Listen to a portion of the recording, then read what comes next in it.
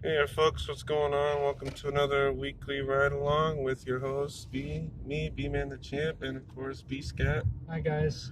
Just us two again. We kept trying to get a hold of some people, but unfortunately, they were unavailable. Well, one of them had to work tomorrow, which is understandable.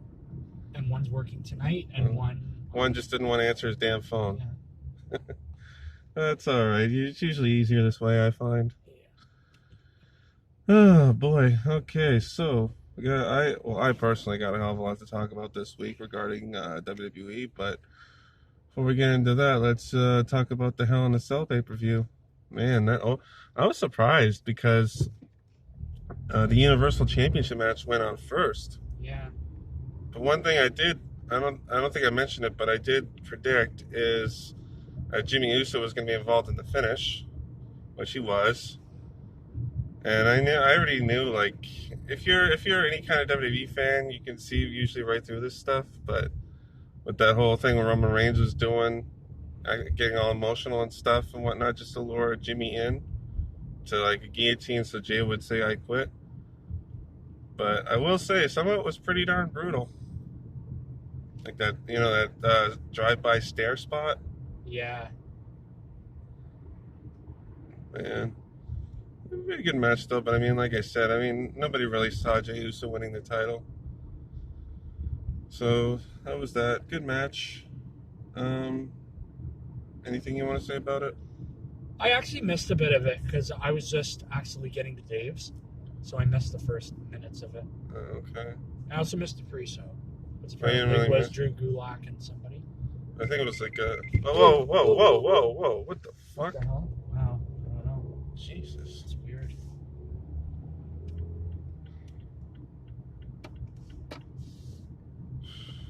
It was the first close call I've ever had in this ride along.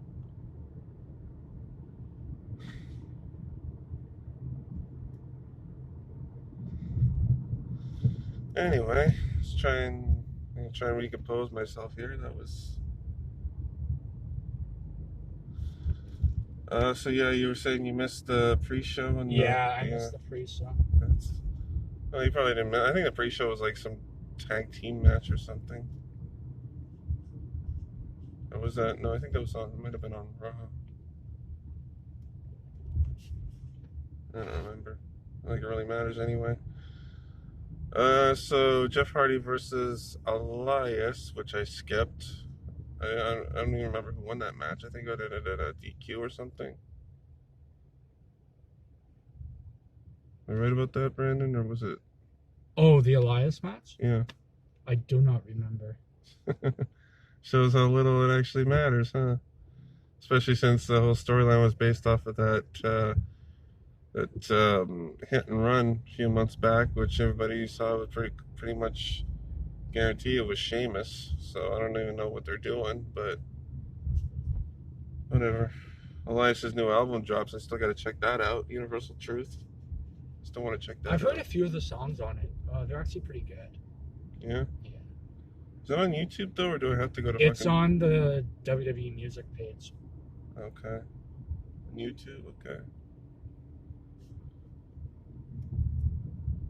And then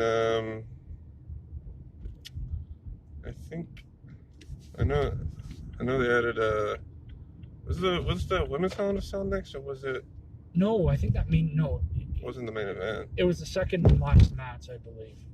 No, they had another match after it. Oh, did they? Okay. I'm trying to remember what that other match was.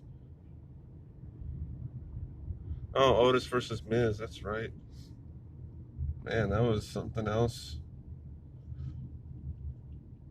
So, I guess we should have seen this coming, but somehow didn't. Tucker turning on Otis and costing him the Money in the Bank briefcase. So now Miz is Mr. Money in the Bank. Okay, so here's something for you. Okay, it's Randy Orton is WWE champion, and Miz is Mr. Money in the Bank. What year is it? And it's November too, almost. So is Miz gonna cash in on Orton again, or what? No idea. I mean, it'd be kind of funny, but I don't know.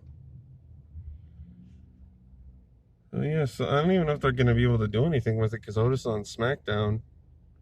I mean, then again, it's WWE, so they just flaunt the rules anytime they want to. So you still have Tucker versus Otis, which, whatever. Not really something I'd be all that interested in. It was a nice, shocking moment, but that's about it. So if you watched it, you're gonna have to talk about it because I skipped it. But The what match? the women's Hell in a Cell, yeah. It was pretty good. It was pretty good. I know Sasha won, which I think was kind of the wrong move. Yeah, I don't really remember a lot of it. But hey, Bailey, all I gotta say to Bailey is, don't worry. As soon as you get your rematch, you'll get your title back. Because I've said it before and I'll say it again. The three guarantees in life. I know people say there's two, but there's actually three: death, taxes, and Sasha Banks losing the title in her first defense. So she'll get it back. I still think they hot-shotted it though. Like it could have. I didn't really care about it anyway, but maybe given more time. But now that we've already got what we wanted, there's even less reason to care about it now. So Sasha, new SmackDown Women's Champion. Hooray, I guess. And so now we got the WWE title match, and I guess I kind of already spoiled it if you haven't seen it. So oops. But yeah, Randy Orton's now the new WWE champion, 14-time WWE champion. Man, did you see that bump Drew McIntyre took off the side of the cell? I saw that. Wow, crazy. He was really messed up too. Like he was bleeding from the mouth and everything, and then of course Orton beats him. Like Drew actually did make a bit of a comeback towards the end, hit him with a Claymore, but Orton hits him with an RKO, and it's over. New champion. Apparently now he's starting a feud with the Fiend. So maybe this is actually 2017. Bray Wyatt. Man, WWE has a dearth of top stars. They did a good job with Drew McIntyre. I'll give them that. Like that was a really good run. That was a solid run. Sucks there was in front of no fans hardly, except if you count the Thunderdome, which don't really, but whatever. Hopefully, maybe he'll get another title shot down the line. This time with fans. So I guess that's about it for Hell in a Cell, unless there's anything else you wanted to say. I'm trying to think well, there were only 4 matches. Actually, no. Bobby Lashley. Yeah, that's right. Bobby Lashley versus Slapjack for the U.S. title. That totally forgot about match, it. It was a nothing match. Yeah, exactly. Not even any point to it. Lashley, of course, retained. So that was Hell in a Cell. So it was an alright show, but it wasn't anything too special. So now we are building towards Survivor Series. The quote, one time a year where Raw and SmackDown superstars go head to head in competition. Which is obviously, as you know, not true. And that's actually going to be part of, well, not really part of the rant I got coming up for you guys, but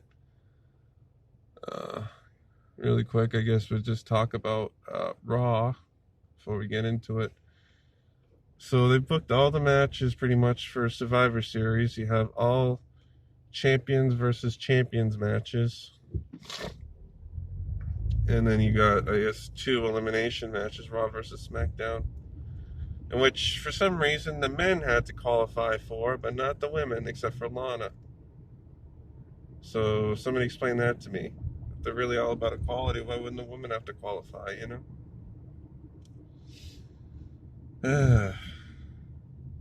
Just dumb. But, what was I going to say? So far on the men's team, you got AJ Styles, who shouldn't have had to qualify. Should have been a foregone conclusion. Keith Lee and Sheamus, apparently, is on Team Raw. Obviously, we're going to find out who's going to be on Team SmackDown this Friday. But let's see. Hey, what else happened on Raw? I guess you could say we had a preview to Survivor Series because we had an 8-man tag team elimination match between the Hurt Business and Retribution. It gets down to This is funny. I mean, do even the refs not have any semblance of kayfabe? I don't know. Did you watch that match? What match? Sorry. Hurt Business versus Retribution. I saw parts of it, but I didn't see. Did you see like where MVP got eliminated? No, I did not. Sorry. Okay, so what it basically happened was, so there was I think somebody from Retribution had already been eliminated. I can't remember, but so the woman they call Reckoning from Retribution just like randomly starts spazzing out at ringside, like she's gonna get a rash or she's possessed or something. Who the fuck knows? She's getting in the ring, she's writhing around and everything. The referee, like, the only way he could have been louder is if he had a damn microphone. He was like, "Mia, what's going on? Mia, what are you doing? What's going on, Mia?" I'm like, could you, like, okay, like, I know you maybe not call her Reckoning all the time, but maybe just don't say her name at all. Wow, like, I mean, way to shoot your own thing in the foot, pretty much. I mean, everybody with like any working set of eyes could tell it was Mia Yim, but still, like, if you're trying to keep kayfabe, maybe don't have your referees breaking it. That's all I'm saying. That's true. Well, hey, it's not the first time. No, that's fair. So apparently the plan with Orton is they're going to keep the title on him till Mania, and then he's going to face Edge. Ugh. That's all I got to say about that. It's just, ugh. I mean, fine, I guess, but I could probably think of a dozen different matches that could be better. And again, that's standard fare for WrestleMania. They just don't really seem to. They can book some good matches, but they usually don't build them very well, if at all. Or they're just like, who even cares? So, I don't know. We'll see how it plays out. But, I don't remember what else happened on Raw. Oh, did you see the New Day is spoofing the Street Profits? Yeah, I saw parts of that. That was funny. I only see the YouTube highlights. I don't really. Yeah, that smells good. I was gaming. So. Yeah. Smell that? Yeah, I smell something. Maybe because we're in Greek Town. Who knows? Yeah, Greek Town's a good place, man. So, Bloor, there we go.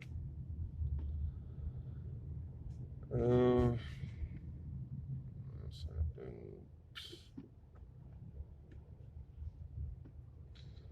So we had a moment of bliss segment with Alexa Bliss and Randy Orton, which, as I mentioned earlier, is probably leading to a feud with him and The Fiend. And it's kind of funny because Drew McIntyre said he was gonna join the segment. And he does. He comes down. He starts beating up Randy Orton. Orton takes off, and then you see the Fiend coming in. He comes up from behind Orton. Orton's just like slowly looking over his shoulder. And Drew's in front of him, the Fiend's behind him, and Orton's look on his face, and then he just starts walking towards Drew like, yeah, I'm picking the lesser of two evils here. I'm going with the evil I know. So that was pretty funny. That was pretty good storytelling by Orton. Gotta give him that. When he wants to, he can be really fucking good. Just sucks it's usually not the case.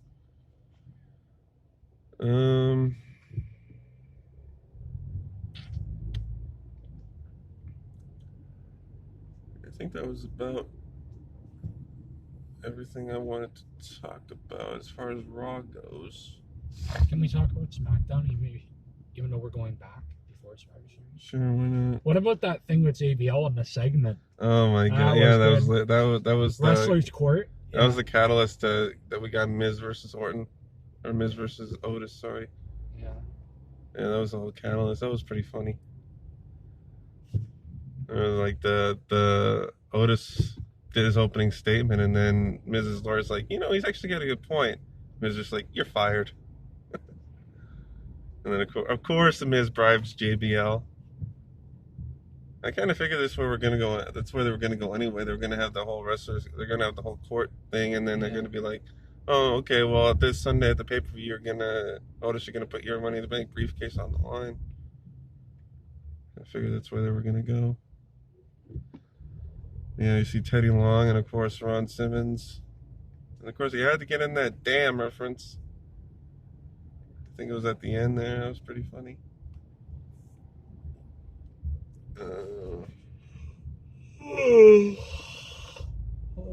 Tired much? Yeah, but I actually got a good night's sleep last night. Mm.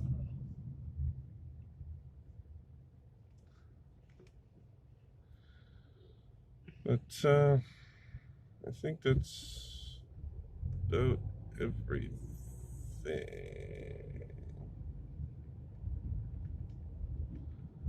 I can't think of anything else I wanted to talk about on the shows. Which means it's rant time.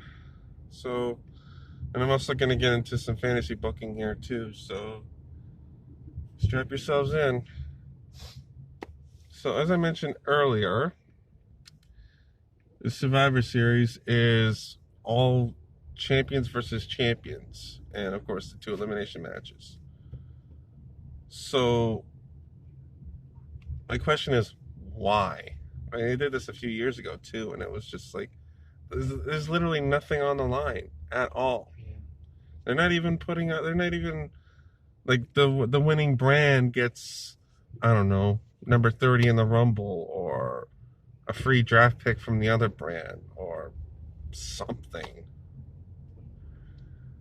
or whoever, like, if anyone, whoever the champions wins their matches, they don't have to defend their title at the next pay-per-view or something. Just, something. But no, you don't even get that. Just, oh, we're just having some random matches that won't end up to mean anything. And also, too, most of the guys on our teams are going to be guys that were just on the opposite brand like a month ago. Because already we've got Sheamus and AJ Styles who were just on SmackDown. So, at least Keith Lee. But, I mean, the other 2 picks are probably going to be maybe Jeff Hardy and Braun Strowman. That's what I'm guessing. Even though I know Jeff lost his qualifying match, he's probably going to win like another match to get in. Or maybe there's another.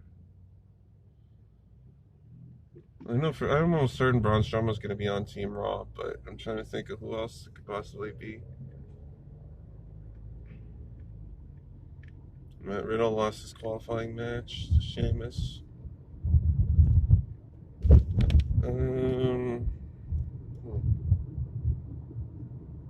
Well, I don't know, but like I'm saying, like it's just pointless. Like I was sort of looking forward to Survivor Series this year. I'm wondering what they're gonna do. Is it gonna be like last year, NXT gets involved maybe, or is it gonna be at least gonna have something on the line? But I mean, like, I guess they could change it, but right now, as it's looking, I know the championship matches are either heel versus heel or face versus face. So, like, there's not even that. Who am I supposed to cheer for? Lashley or Sami Zayn? Roman Reigns or Randy Orton? New Day or... Well, I'm probably going to cheer for New Day because I'm a bigger fan of them than Street Profits, but... New Day or Street Profits? Asuka too, I guess. So I guess that's 2, but that's just me. Some other people could be like, oh, I'm not sure who I'm supposed to cheer for in this thing. Which is why I guess it's a good thing that they're not having live fans this year. The fans would be like... Because it'd be all silent because nobody knows who the heck they're supposed to cheer for. But anyway, yeah, so I was looking forward to it. I was legitimately thinking I was going to probably take the day off this year and come watch it with my buddies. Like maybe go to Eli's or go to, well, maybe not Crazy Days, but if Eli was hosting it, I probably would. Or if Brandon was hosting it, I probably would. I probably will because I think that Brady might come, but we'll see. Yeah. Well, I was going to, but now I'm probably just gonna. Oh, I'm you not even were? sure if I'm gonna tape it. Actually, to be Okay. honest with you. Because if you want to come, bro, just come. I was. Yeah. I was legitimately thinking about it, but now that I know what the card is gonna be, I'd rather Yeah. just go to work. Okay. And that's saying something. When I'd rather go to work than watch a pay-per-view. Okay. You know. But anyway, here's where I'm getting into fantasy booking territory. But before I do, actually, do you have any thoughts on it? Not really, just that the Undertaker might be fighting. I forgot about that too. Retirement my ass. I think the only person that's ever actually stayed retired was Stone Cold Steve Austin. I mean, he kind of has no choice. His neck is all kinds of fucked up. But I bet you if his neck wasn't so bad, he'd probably wrestled again too. Because the only other guy I can think of who probably hasn't wrestled since he retired. There aren't that many. But yeah, as soon as I heard Undertaker say he was retiring, I'm like, yeah, okay, we'll see. We'll see. But so here's how I would book it. I would have we could still have the 2 elimination matches. That's fine. And then we have 4 championship matches, and then maybe a bonus match like for the pre-show or something. We have 4 title matches, 2 elimination matches. So what I would do is do the pre-show match, and then maybe kick things off with the United States Championship match. Bobby Lashley versus someone on SmackDown, maybe say Big E. So that would be the first match. And then you go to the second match, you'd have maybe Sami Zayn defending his Intercontinental Championship against Matt Riddle. Because we already know he's not qualified for it. I'm trying to go with what we've got so far. And since I know Keith Lee's already booked on the Raw team, Matt Riddle isn't, so we'll go with Matt Riddle. Then you'd have the women's Survivor Series elimination match. And then you go, let's say, Universal Championship, Roman Reigns versus Drew McIntyre. Because I'd like to see, I'd personally like to see that match. But we're not getting it. We're not even getting a champion versus champion since Orton won the title. But I would say Roman Reigns versus Drew McIntyre for the Universal Championship.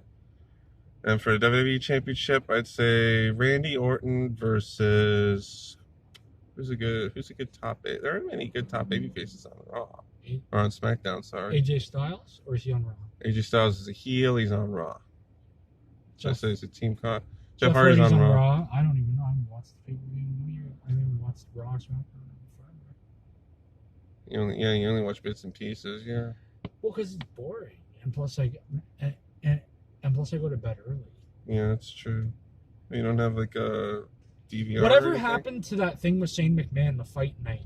It just dropped it like a bad habit. Are they still doing it? No, they're not. They dropped it like a bad habit, which I figured they would. Did they say why? Like, or it's just no. stopped? Oh, it's just stopped. No, it's just done. Yeah. I figured that would happen too. I just didn't think it would take as long as it did. Yeah. I was wondering about that. Yeah, it's gone. So I would say maybe put Randy Orton on the title on the line against. Randy Orton's babyface right now? No, he might be a babyface. It's probably more of a tweener than anything. It's hard to tell. And even like the Big Show, he's not even around no more. No. You put him against, I guess, maybe Daniel Bryan.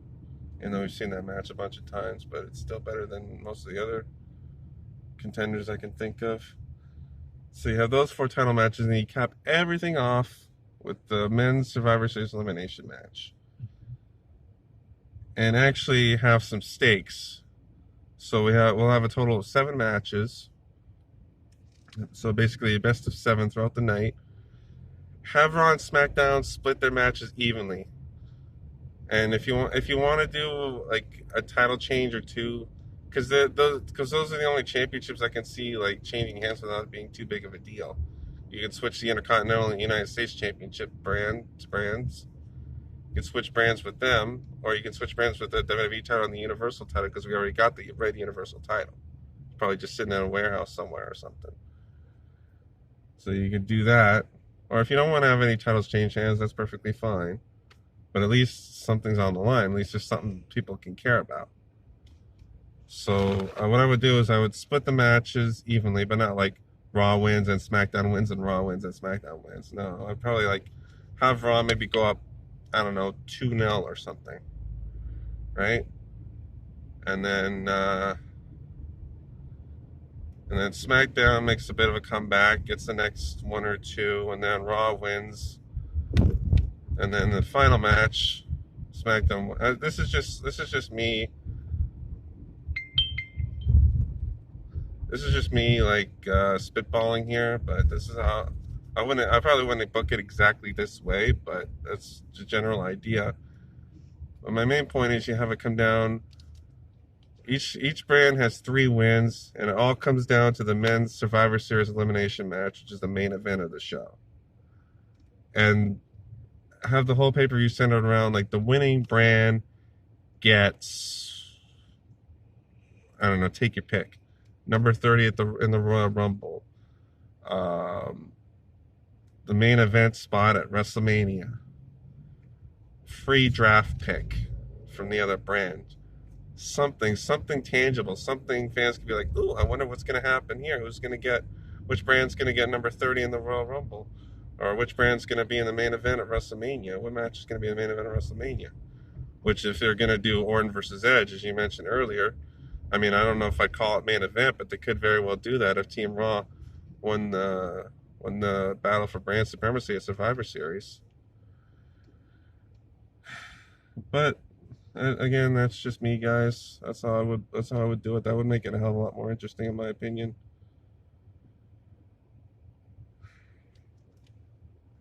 Definitely better than what we got now, that's for sure.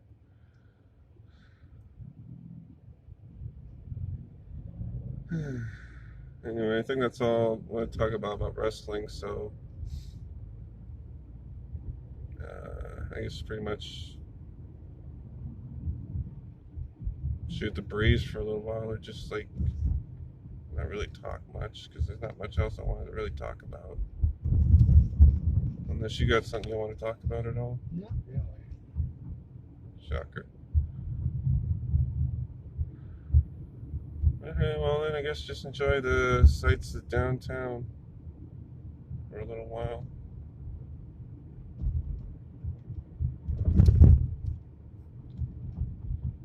You guys remember this from one of our first ride-alongs? This feels like our first ride-along. This brings back memories, man. Yeah. There's the Mets room. Yeah, that was funny. Back in like March. Was it March? April. It was right before Extreme Rules, I think. No, that would have been May, right? Yeah. It's a couple of weeks before Extreme Rules, because like the third episode we were talking about the second or third episode we were talking about the pay-per-view. No, it was Money in the Bank, actually. Yeah. So we're talking about Apollo Crews. Now, like, he had a spot in Money in the Bank, but then he got injured. And we were like, oh, that sucks.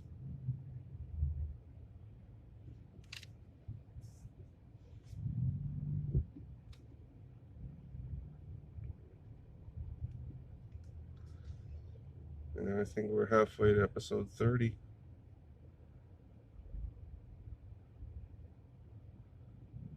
Speaking of which, guys, we mentioned it last time, but after next week, we might not be doing these very often. Well, maybe once in a while, but like we'll see how the schedule works. Mm. Plus, winter's coming, and plus, like, we don't really have a lot of people to go with. I guess would be the thing. Yeah, but like, we'll see what happens. We'll see.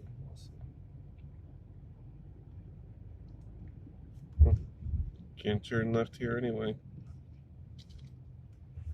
And we have an hour. Yeah.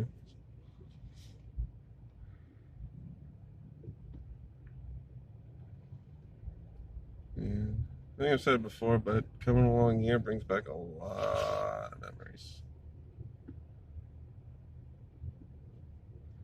I think either tonkatsu or the fry is where the wing machine used to be. Or maybe it's where that one for all sign is. No, I don't think so.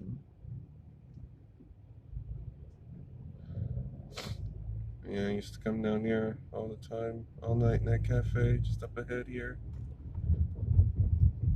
Go get settled in, head out, grab a pizza at Wing Machine, large,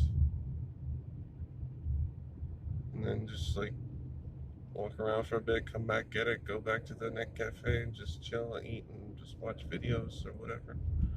Sometimes watch movies too. They sometimes had movies on there.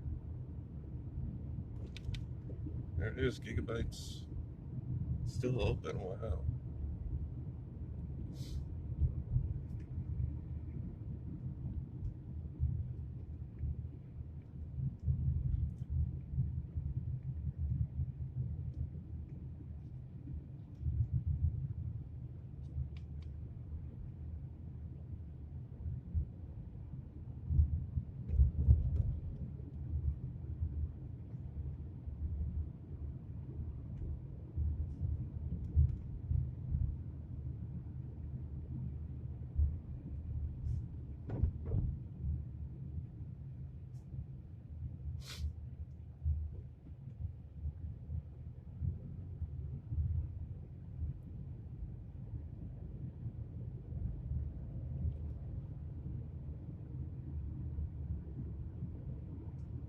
There's Christy Pitts.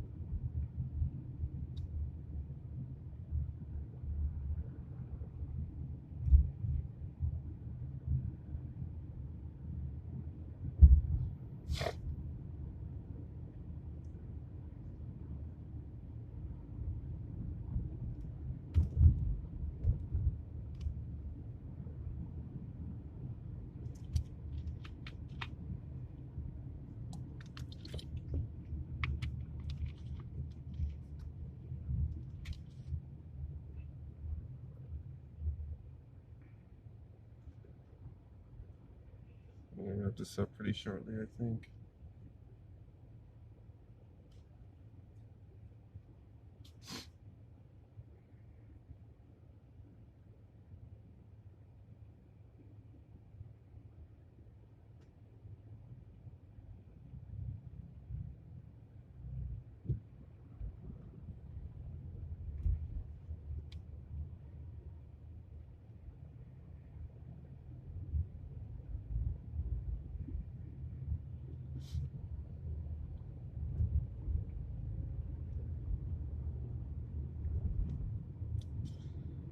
Oh, but before I do, I should probably mention, I know most of you probably don't watch all the way through, which is fine. You know, you probably don't have all that time to spare, but